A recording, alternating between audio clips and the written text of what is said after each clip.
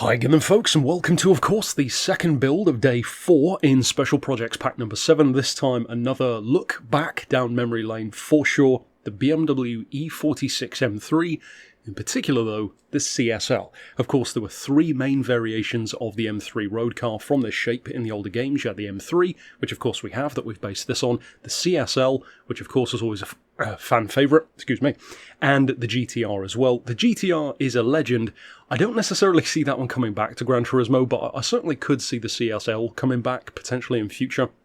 As far as this build, this is actually one of the few designs in this selection of 10 that I did myself. I'm sure there are other players who've done it as well, but if you want to grab my one, of course there is a link to that down in the description. As far as the build, it's actually very, very easy to do. There's not much that you need to change because the main difference, of course, as the CSL name suggests, Carbon Sport Lightweight, is that they drop the weight over the normal M3. The power is improved, but not crazy.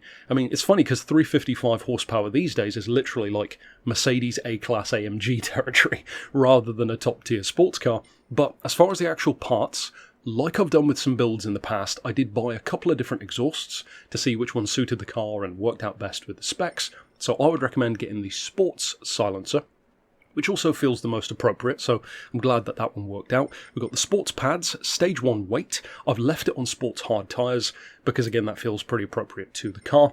We've got the sports discs, the sports clutch and flywheel, stage 2 weight reduction as well, the power restrictor and the ballast. As far as the semi-racing stuff, like I said, you don't need to buy that silencer. You do want the fully customised ECU though, the fully customised diff as well. You don't need stage 3 weight for this particular build. As far as the racing stuff, once again, you do not need the race silencer. And as far as the suspension, that is race spec. Now, as I've said with a couple of these other replicas, that is a bit of overkill. You could technically just go for the height adjustable sports suspension if you want to be a bit more accurate, I guess. But I've gone for that one because I wasn't sure exactly how the car would respond in terms of making it that much more focused. So it depends how far you want to go. If you want to go for the height adjustable sports and see how that works out for you, then of course you could if you want to be that much more accurate. But I've gone for the race one, so that's what we'll be using here. For the extreme stuff, nothing is fitted, and for the ultimate section, nothing is fitted either. It would seem natural to have the carbon prop shaft, since of course carbon is part of this car's image, but I opted not to because that is a bit over the top, given the car's real life kind of overall aesthetic. As far as the tuning, like I said, it's pretty simple, and we are incidentally using Gran Turismo 6 in terms of its numbers. So 355 horsepower, 1386 kilos. And interestingly, it actually sits at a pretty nice point level, only just over 550. So if you did want to restrict it maybe a little bit more in terms of power, or perhaps add just a tiny bit more ballast, or maybe even just change the tyres, then you could comfortably get that down to 550 or just under, and potentially use that for events if you wanted to. As far as the suspension though, we've got the ride height on 115mm front and back, 3 for the anti-roll, 30 on the dampers for compression, 40 on the rebound, 2.10 for the spring frequency, so not too crazy there, only half a degree of camber, and then for the toe, we've got toe out 0.5 on the front, and toe in 10 on the back, of course again for stability. As far as the diff, I've opted for 10, 20 and 40.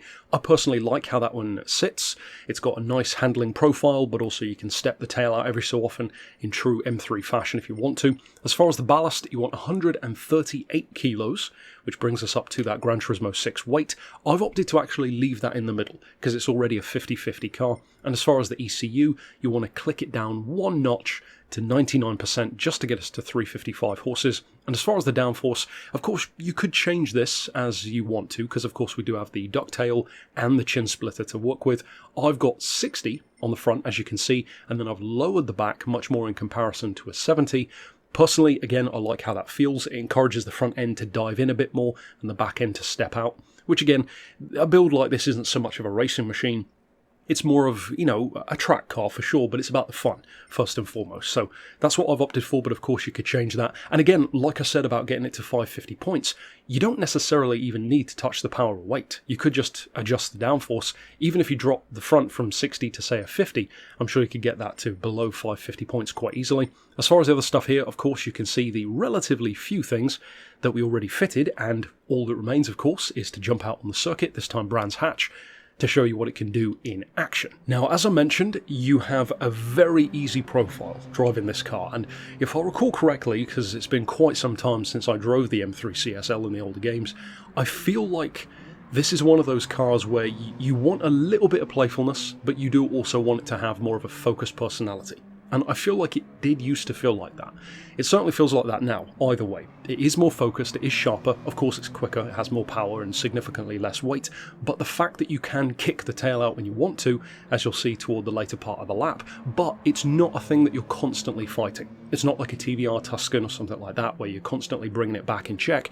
You can kick the tail out quite deliberately, especially through, say, low to mid-range corners, and it looks fantastic in replays when you do it. It suits the car, and of course, as I said, being a car that's designed to have fun memories from the older games with, and then if you want to use it for racing, that's just an added bonus, then yeah, I certainly think it's a lot of fun to drive. It definitely has the potential to be a good car for racing if you want to use it for, as I said, the 550 point level, or even any other point level. So of course, if you do want to use this build, I hope you have a ton of fun with it. For M3 fans, I hope you enjoy it, and of course, check out the other 9 builds, some which we've already done, and a couple of which are still to come tomorrow, in Special Projects Pack number 7.